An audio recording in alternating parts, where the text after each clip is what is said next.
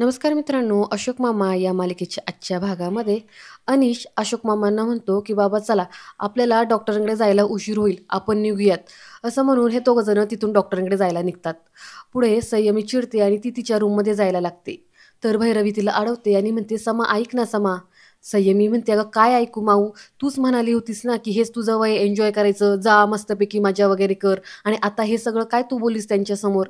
भैरवी म्हणते, "अगं जरा शांत हो. आपल्याला जर काय हवं असेल ना आयुष्यामध्ये, तर आहे ना थोडीशी शांतता ठेवायला शिक जरा, अगदी माझ्यासारखं. आणि तुला जायचंय ना, तर जा ना बिंदास. तुला कुणी अडवलंय? मी आहे ना, मी सगळं करेल मॅनेज आणि तू नक्की जाणार आहेस."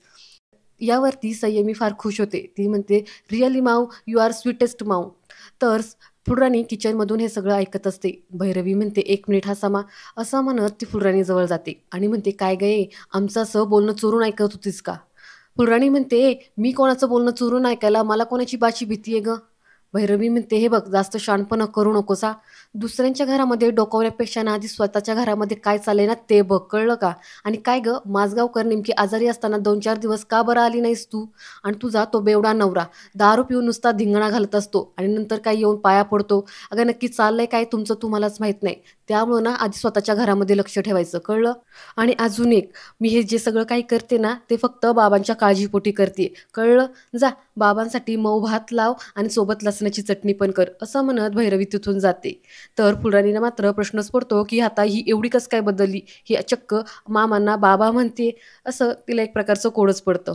तर इकडे भैरवी पुढे येते आणि ती संयमीला म्हणते, की "समा, मला 1-2 कॉल आहेत, मी तेवढे करून येतेच." असं म्हणत भैरवी तिथून जाते. तर फुलराणी स्वतःशीच म्हणते, की "चला आता हे बाहेर गेलेत तोपर्यंत त्यांची खोली आवरून घेते." असं म्हणत फुलराणी खोली साफ करायला आतमध्ये निघून जाते. पुढे संयमीला आठवतं, की अशोक मामांनी फुलराणीला काही पैसे दिले होते. संयमी पुढे येते आणि फुलराणीने किचनमध्ये ठेवलेले पैसे क्लबला जाण्यासाठी ती फुलराणीचे पैसे चोरते. तर इकडे इरा, ईशान हे दोघं जण शैफाली मावशीकडून येत असतात. इरा म्हणते, "अरे, ही गणी जरा डेंजरच रे. ह्या गणिताचा बाउन्सर माझ्या डोक्यावरूनच जातो."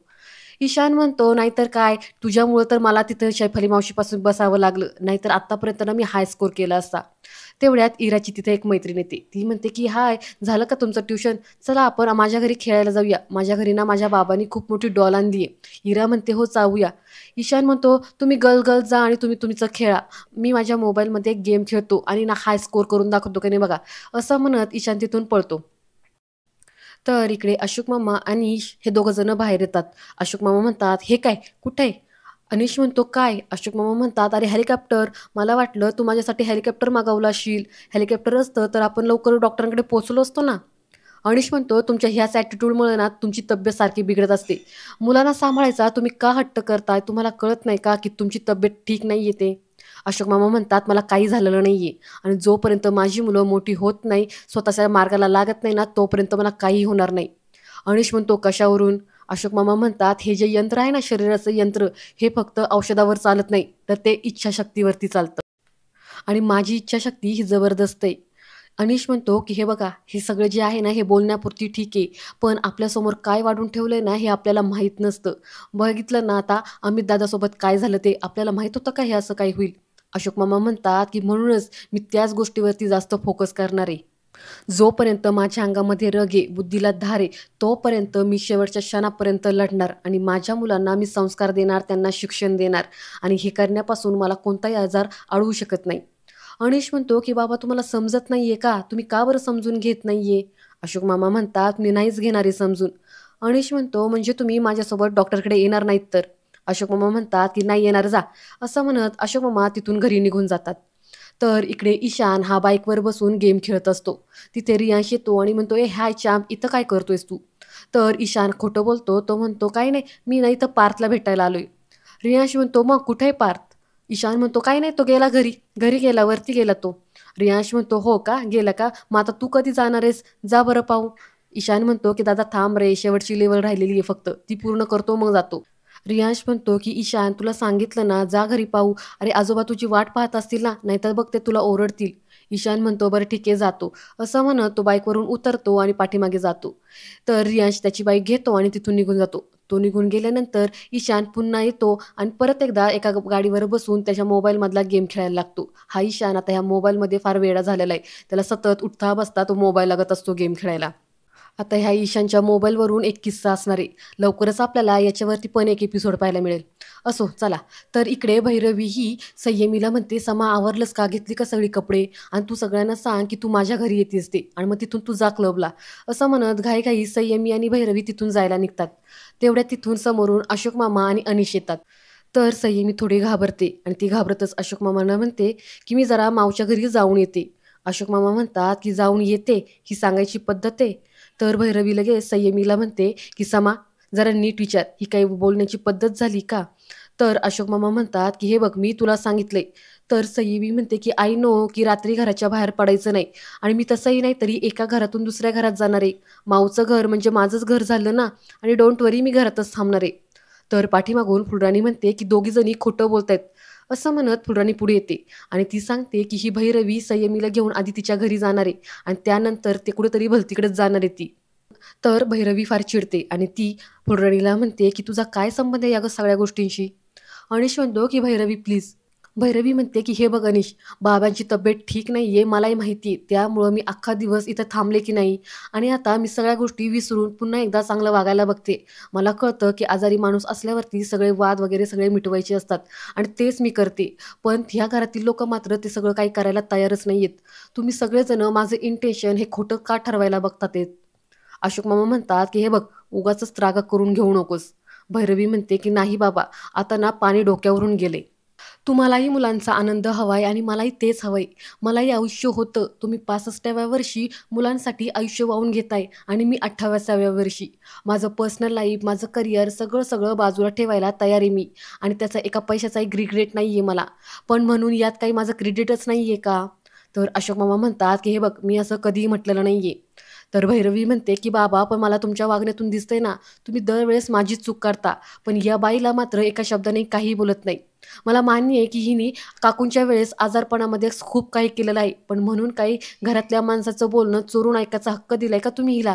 असं म्हटल्यावरती फुलराणीला धक्काच बसतो. ती घाबरतच नकारार्थी मान हलवत असते. अशोक मामा सुद्धा यावरती काहीच म्हणत नाही.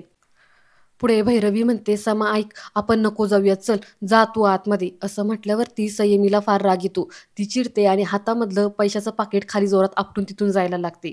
तर त्या पाकीटमधले पैसे थोडे बाहेर पडतात आणि संयमीला म्हणतो की "संयमी, ही काही पद्धत झाली का वागायची? हे असं फेकून देतात का?" संयमी येते आणि ते पाकीट उचलते आणि त्यातले पैसे पण पाकीटमध्ये ठेवायला लागते. अशोक मामा ते पाहतात आणि म्हणतात की "एवढे पैसे तुझ्याकडून कुठून आले?" असं म्हटल्यावरती संयमी ततमम करायला लागते. तर भैरवी तिची बाजू घेत म्हणते की "मीच दिले तिला पैसे." अशोक मामा म्हणतात "एवढे?" भैरवी म्हणते की "हो, खर्चासाठी मी दिलेत." तर संयमी हो असं म्हणते. पुढे भैरवी म्हणते आणि "ती मला ह्या सगळ्या पैशांचा हिशोब पण देणार आहे." हे बघा, आता समा ही मोठी होत चाललेली आहे. तिला जर आपण असं घरामध्ये ठेवलं ना, तर तिची घुसमट होईल. त्यामुळं तिला थोडीशी मोकळीक द्या. तर अशोक मामा म्हणतात, "ठीक आहे, जा तू." असं म्हटल्यावरती संयमी फार खुश होते. ती म्हणते, "खरंच जाऊ मी?" अशोक मामा म्हणतात की "हो, जा. आणि ऐक, घराच्या बाहेर अजिबात जायचं नाही, घरातच राहा." पुढे ते भैरवीला म्हणतात, "हिची काळजी घे गं." असं म्हणून संयमी आणि भैरवी तिथून जायला लागतात. तर भैरवी जाता जाता ही अनिशकडे थोडे रागाने पाहते.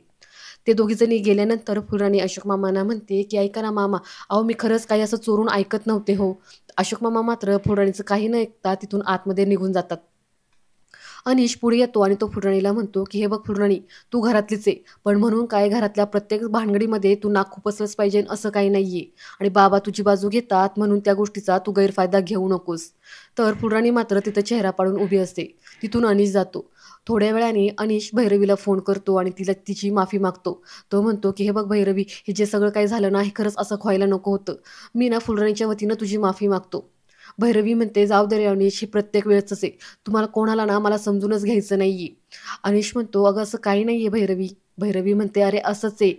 मी लहान आहे म्हणून काही मला काहीच कळत नाही, असं काही नाही अनिश. आणि आता म्हणूनच मी तुम्हाला सांगते की मुलांची कस्टडी माझ्याकडे द्या. पण तुम्ही ते ऐकतच नाहीये. आता बघच मी काय करते ते."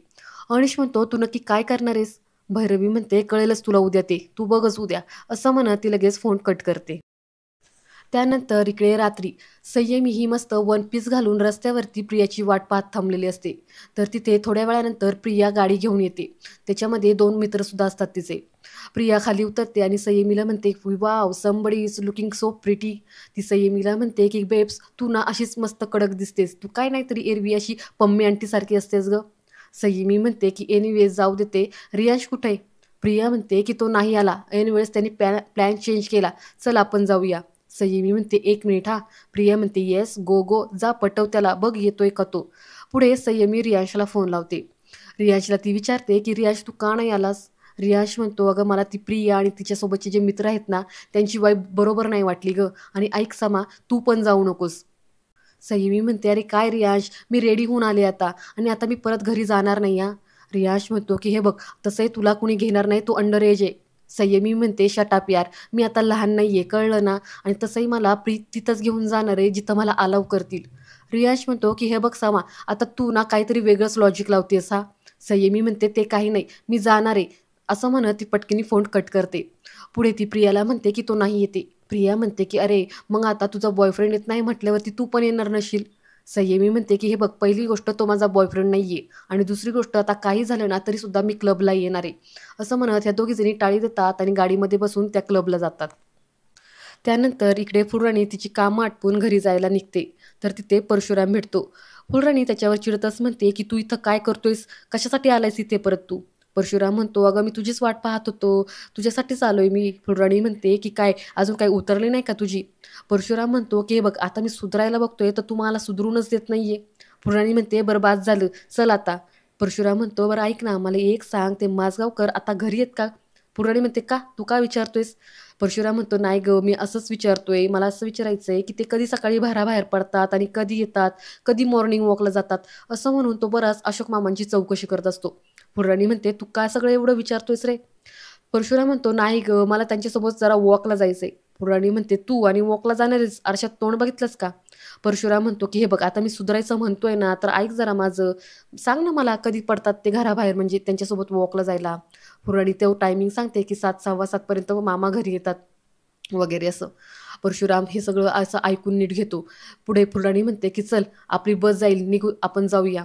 परशुराम म्हणतो की बस बस गेली खड्ड्यामध्ये चल मी आज ना टॅक्सीमध्ये घेऊन जातो तुला ते पण AC लावून. फुलराणी म्हणते टॅक्सीचे पैसे काय तुझा बाप देणार आहे का. परशुराम म्हणतो की बाप काय अगं मीच देणार आहे असं म्हणत खिशातून तो पैशाचा मोठा बंडल काढतो आणि फुलराणीला दाखवतो. फुलराणी म्हणते हे एवढे पैसे तुझ्याकडून कुठून आले. परशुराम म्हणतो तू कशापायी एवढं चौकशी करतेस ग आणि हे असले घोबडासारखे डोळे वाटरून काय पाहतेस. अगं आता हे एवढे पैसे दिसतात ना तुला उद्या पण एवढेच पैसे मिळणार आहेत चल. असं म्हणून तो फुलराणीला चालायला सांगतो. तर फुलराणी मात्र ह्या गोष्टीचा विचार करत असते. त्यानंतर सीन चेंज होतो. इकडे अशोक मामा हे बेडरूममध्ये येतात. तर ईशान पुस्तक वाचायचं खोटं नाटक करत असतो. पुस्तकाच्या आतमध्ये मोबाईल असतो. अशोक मामा दिसताच तो मोठमोठ्याने वाचायला लागतो. अशोक मामा म्हणतात ए तू का रे एवढं मोठमोठ्याने वाचतोयस. ईशान म्हणतो अहो आजोबा मी वाचतोय ना पुस्तक वाचू द्या की मला. अशोक मामा म्हणतात की अरे कागद दिसला की त्याचं विमान करून फेकणारा तू आणि तू कसलं पुस्तक वाचतोयस. हे पुस्तक धाकटीच आहे ना मुद्दामन तिला चिडवण्यासाठीच तू हे सगळं करतोय ना. ईशान म्हणतो नाही हो आजोबा खरंच मी पुस्तक वाचतोय. अशोक मामा म्हणतात इकडे ये जरा इकडे ये.